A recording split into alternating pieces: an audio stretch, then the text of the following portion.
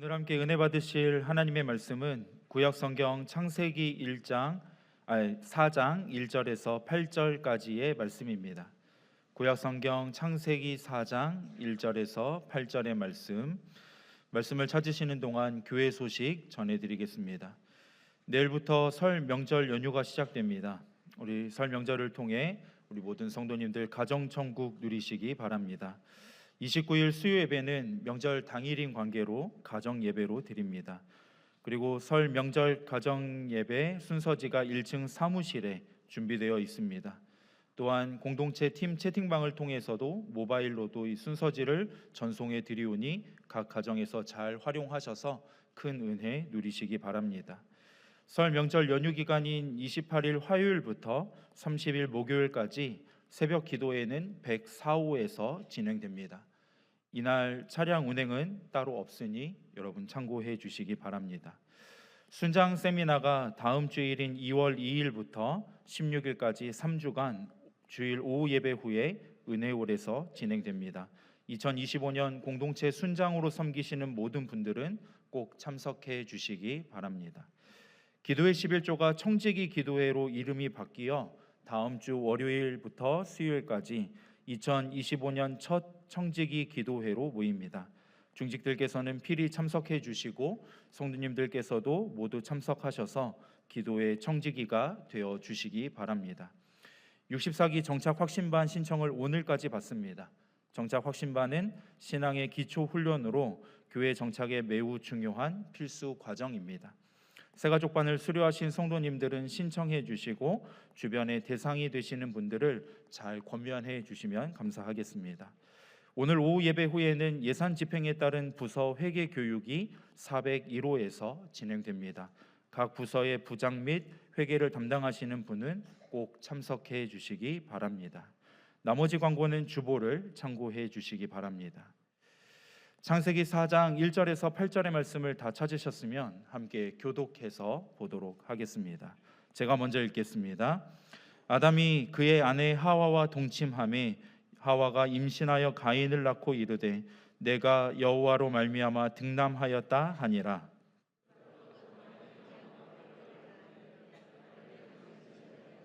가인은 농사하는 자였더라. 세월이 지난 후에 가인은 땅의 소산으로 제물을 삼아 여호와께 드렸고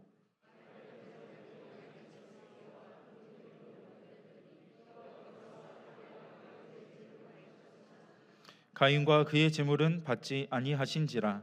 가인이 몹시 분하여 안색이 변하니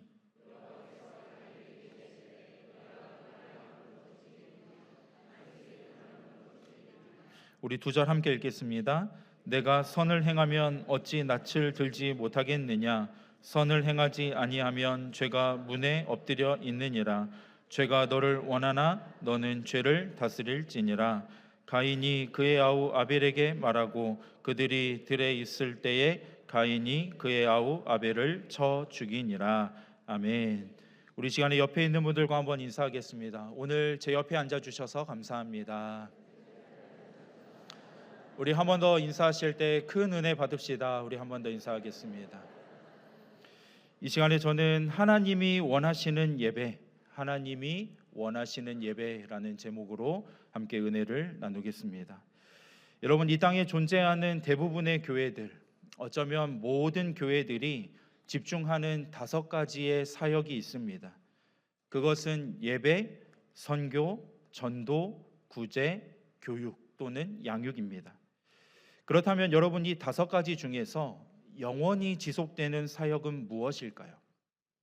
바로 예배입니다. 왜 그렇습니까? 우리가 한번 잘 생각을 해보면 천국에서 선교와 전도처럼 영혼을 구원하는 사역이 필요할까요? 그러므로 주님 다시 오실 때 선교와 전도 같은 영혼 구원의 사역은 끝이 날 것입니다.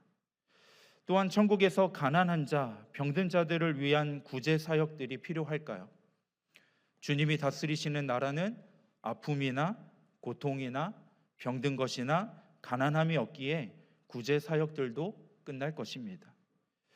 교육 또는 양육은 어떻습니까?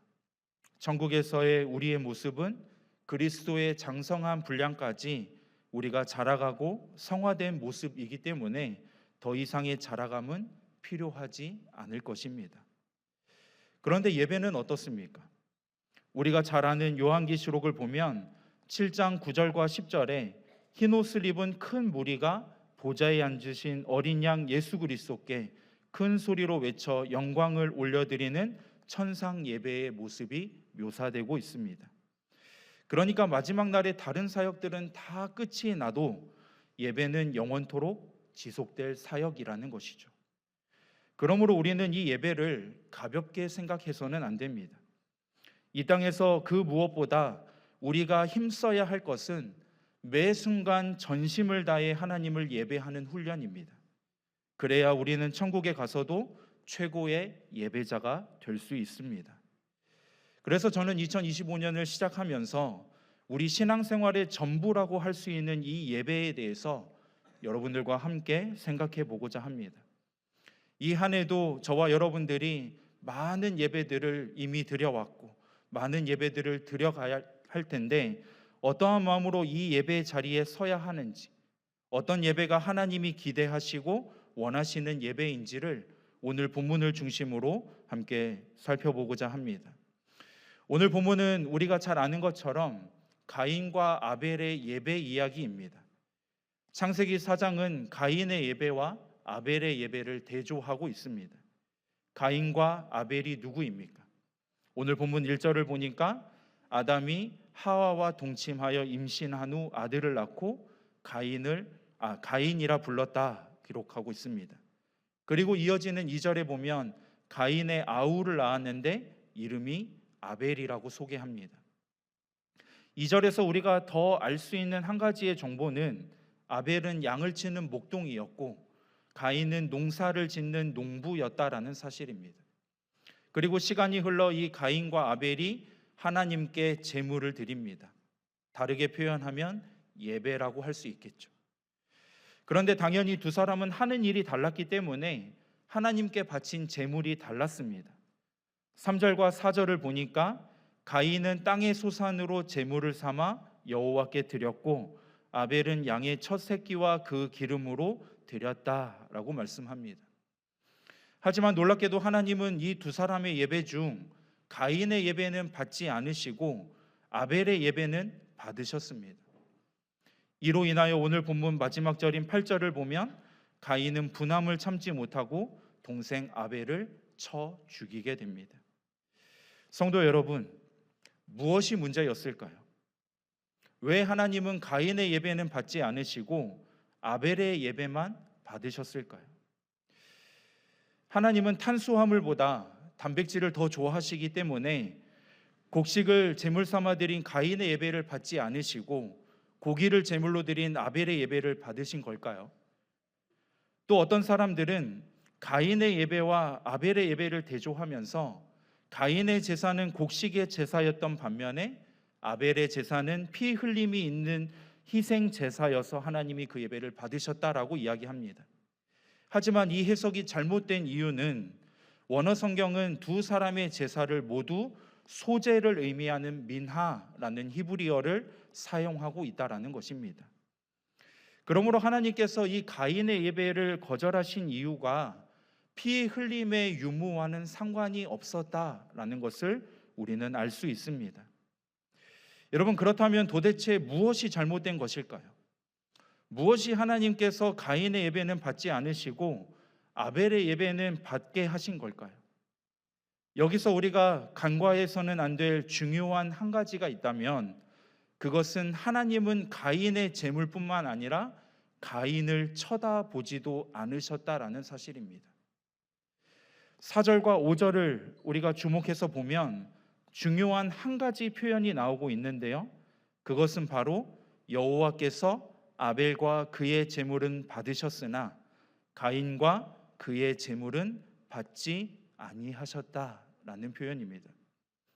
그러니까 하나님께서는 이들의 제사를 받으실 때 이 제사 이전에 그 제사를 드리는 사람을 먼저 언급하고 계시다라는 점입니다.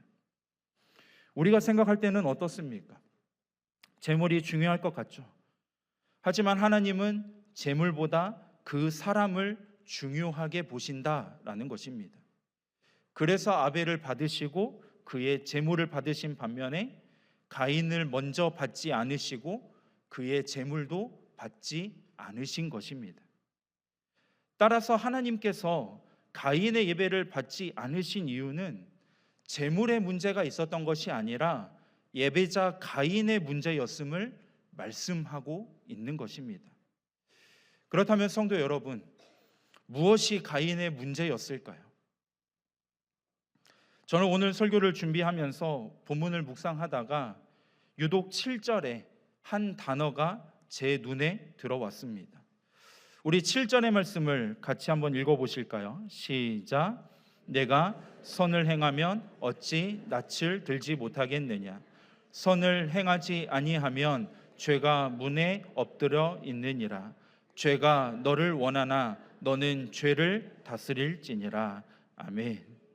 여러분, 혹시 여기에 공통적으로 반복되고 있는 한 단어를 발견하셨습니까? 네, 제가 친절하게도 표시를 해드렸죠. 무엇입니까? 바로 죄입니다. 죄. 하나님은 가인을 향해 죄가 너를 원한다 라고 말씀하세요. 왜 이런 말씀을 하셨을까요? 죄가 자신의 마음을 사로잡아서 자신을 망가뜨리는데도 가인은 그것을 안일하게 생각했다라는 것입니다. 가인은 자신의 마음속에 죄를 짓고 싶어하는 마음이 있음을 알면서도 그것을 대수롭게 여기지 않고 수수방관하는 것을 하나님이 알고 계셨기 때문에 하나님은 가인의 예배를 받으실 수 없었다라는 것이죠. 또한 7절을 다시 보면 하나님은 가인을 향하여 너는 죄를 다스릴지니라 말씀합니다. 이 말은 뒤집어서 생각해 보면 가인이 죄를 다스렸다는 이야기일까요? 다스리지 못했다는 이야기일까요? 죄를 다스리지 못했다라는 뜻이죠. 여러분, 우리는 종종 죄를 회개하면 죄의 유혹으로부터 우리가 자유로워지고 죄가 우리를 공격하지 못한다고 오해할 때가 있습니다. 물론 예수님께서 십자가의 보혈과 부활의 영광으로 영원히 죄의 문제를 해결하셨습니다. 그런데 정확히 말하면 그것은 원죄의 문제를 해결하신 것입니다. 그렇기 때문에 사단은 다시 우리에게 원죄의 굴레를 씌울 수 없는 것이죠. 하지만 우리가 일상에서 겪는 수많은 죄의 경우, 우리가 회개하고 용서받아 그 죄를 어겼다고 해서, 이겼다고 해서 안심할 수 있습니까? 우리가 이 시간 이 예배를 통해 은혜를 받고 저 문을 나가지만 저 문을 통과하며 또는 교회 문 밖을 나설 때 그 문 앞에 죄가 엎드려 있는 경우가 얼마나 많이 있습니까? 저는 개인적으로 그런 경험들이 있었습니다. 눈물을 흘리며 찬양하고 기도하며 하나님이 주시는 은혜를 누리고 예배를 마치고 제가 교회 문 밖을 나갔는데 어떤 사람이 제 차를 막아놓은 거예요. 그 모습을 보는데 화가 나더라고요. 이게 죄가 우리를 노리는 것이죠. 여러분, 오늘 7절을 보면 엎드리다라는 동사가 나오는데 이 동사는 히브리어로 라바츠라고 하는 단어입니다. 그런데 이 라바치의 의미가 뭐냐면 웅크리다, 잠복하다라는 뜻입니다. 그러니까 마치 사자가 사냥을 할 때 먹잇감을 정해놓고 그것을 잠복하여 웅크리고 엎드려 있다가 공격할 때를 보고 있는 상태, 이것이 바로 라바츠라고 하는 단어인 것이죠. 그러니까 지금 가인은 그 엎드려 있는 죄를 이길 수 있는 힘이 없었다라는 것입니다. 왜 그럴까요? 죄에 대하여 안일한 마음을 가지고 있으니까 그 죄를 이길 힘이 없는 것은 어쩌면 당연한 것이었을 것입니다.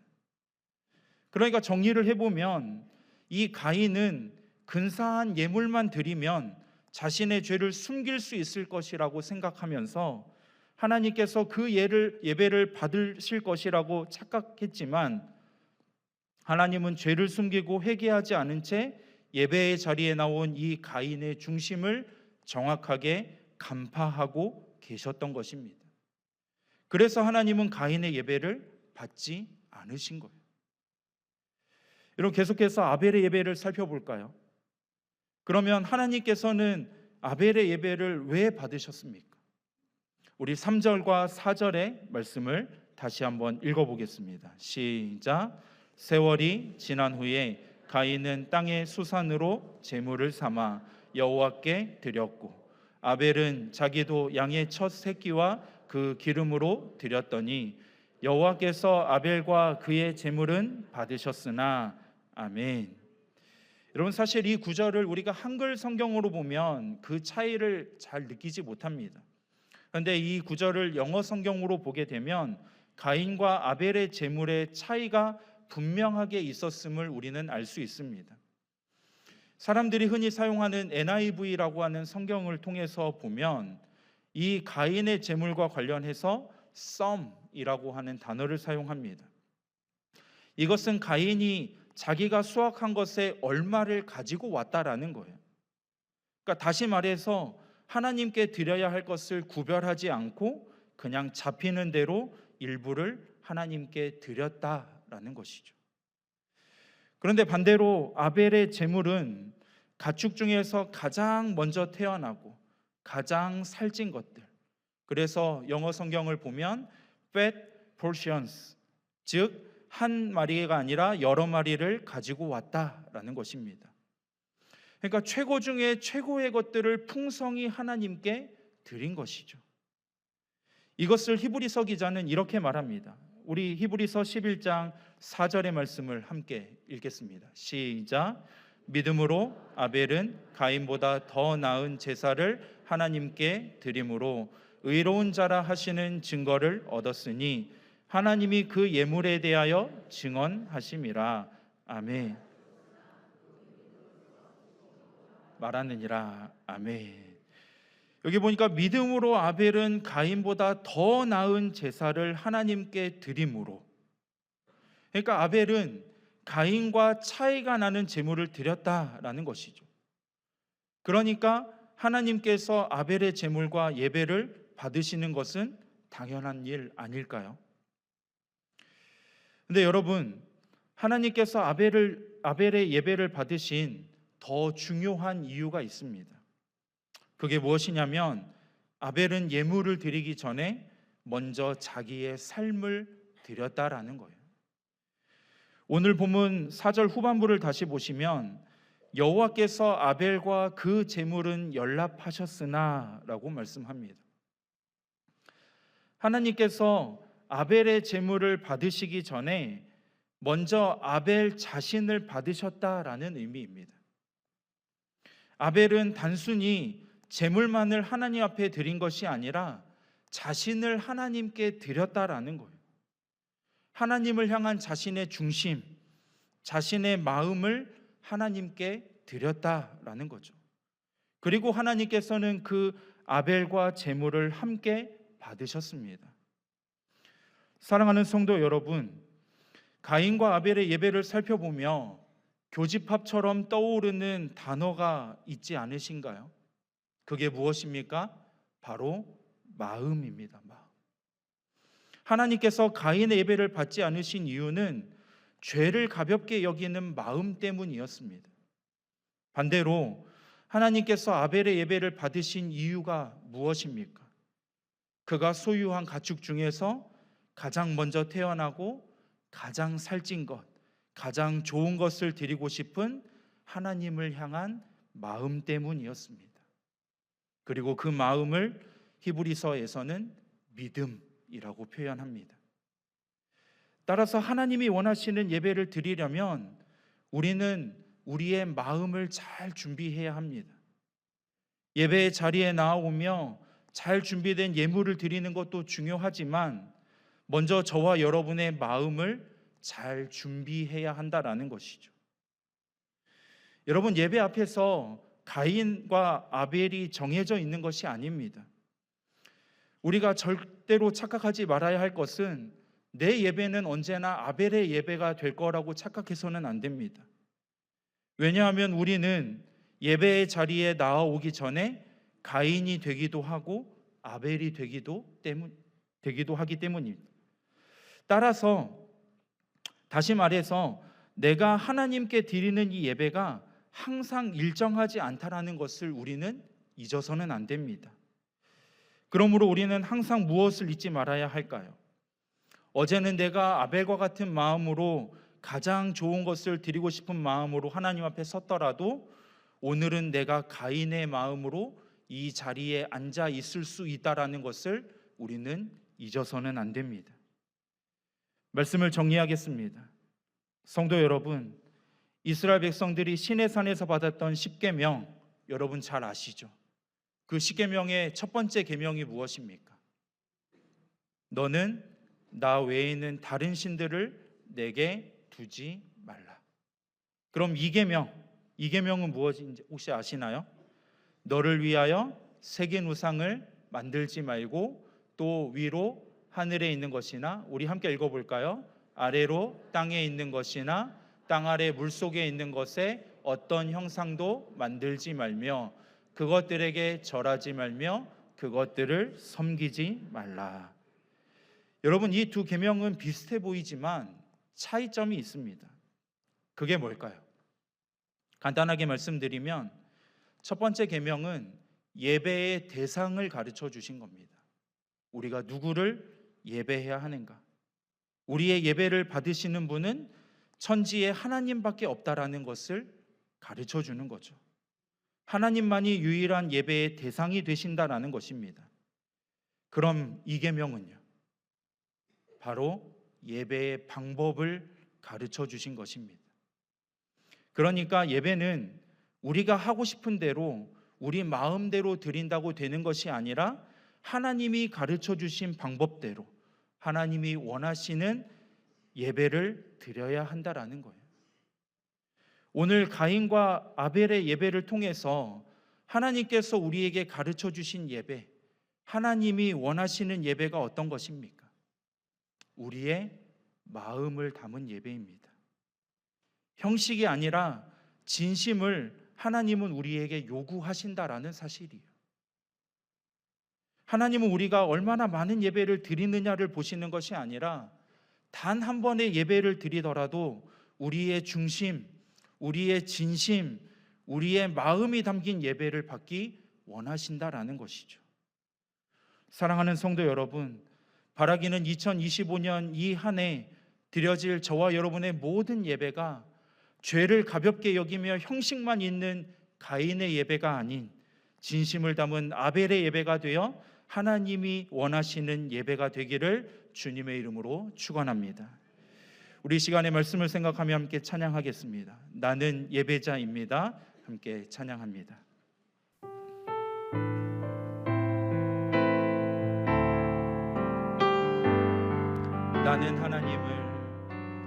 나는 하나님을 예배하는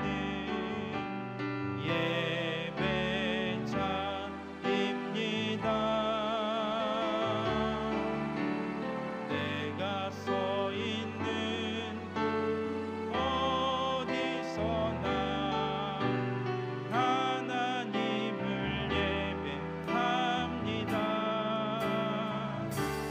내 영혼 거룩한 은혜를 향하여 내 마음 완전한 하나님 향하여 이곳에서 바로 이 시간 하나님을 예배 우리 마음을 담아서 한 번 더 찬양합니다. 우리 두 손 들고 함께 고백할까요? 나는 하나님을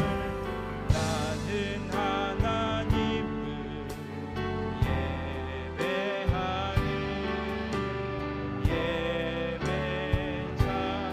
예배자입니다. 내가 서 있는 어디서나 하나님을 예배합니다. 내 영혼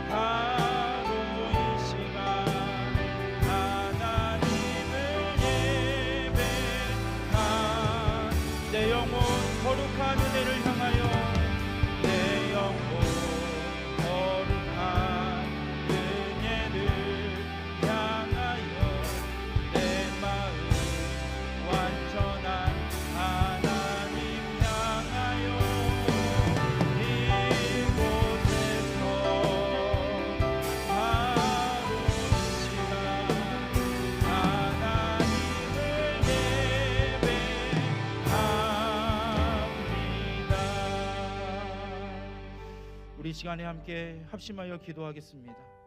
하나님, 2025년 한 해도 우리가 올려드리는 모든 예배가 하나님이 원하시는 예배가 되기를 소원합니다.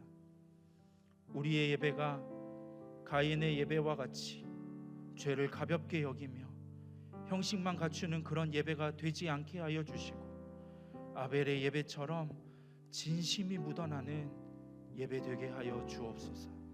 우리 주님의 이름 한번 부르짖고 말씀을 생각하며 함께 기도합니다. 주여, 아버지 하나님, 오늘도 우리에게 말씀을 통하여 큰 은혜 허락하여 주시니 감사합니다. 2025년 이 한 해를 우리가 시작하며 하나님, 우리의 예배를 점검하기를 원합니다. 하나님, 오늘 이 시간 아버지 하나님, 우리의 삶이 하나님을 예배하며 하나님을 찬양하며 하나님을 높이는 그 자리 가운데 있지만 우리가 어떠한 마음으로 우리가 그 예배 자리를 나오는지 우리의 삶을 돌아봅니다. 혹여나 우리의 삶 가운데 가인의 모습과 같이 죄를 가볍게 여기며 하나님, 우리가 아버지 하나님 형식만 갖추는 그러한 예배자의 모습으로 서지는 않았는지 우리의 삶을 돌아봅니다. 하나님, 그런 우리의 모습이 있다면 용서하여 주시고 우리를 긍휼히 여겨주시고 아버지 하나님, 우리의 삶에 아버지 하나님 정말 하나님께서 기뻐하시는 예배를 온전히 올려드리는 예배자의 삶이 될 수 있도록 인도하여 주시옵소서. 날마다 우리가 드리는 그 모든 예배 가운데 하나님, 아벨의 예배처럼 우리의 진심이 묻어나기를 원합니다. 우리의 중심이 묻어나기를 원합니다. 우리의 열정이 묻어나기를 원합니다. 하나님을 향한 우리의 사랑이 묻어나기를 원합니다. 하나님, 오늘 아버지 우리의 인생 가운데 하나님 은혜를 베풀어 주셔서 하나님 예배 아버지 아벨의 예배처럼 진심이 묻어나는 그런 예배 되게 하여 주시고 이 한 해도 우리가 하나님이 기뻐하시는 예배로 온전히 올려드리는 그런 예배자 될 수 있도록 하나님 은혜를 허락하여 주시옵소서. 아버지 시간에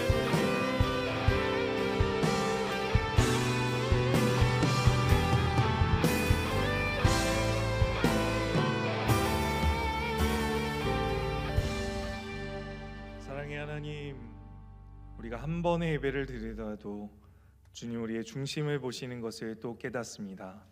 하나님, 우리의 마음 다한 예배, 우리의 호흡이 멈추는 그날까지 전심으로 주님 앞에 드릴 수 있도록 역사하여 주시옵소서. 감사드리며 예수님의 이름으로 기도하옵나이다. 아멘.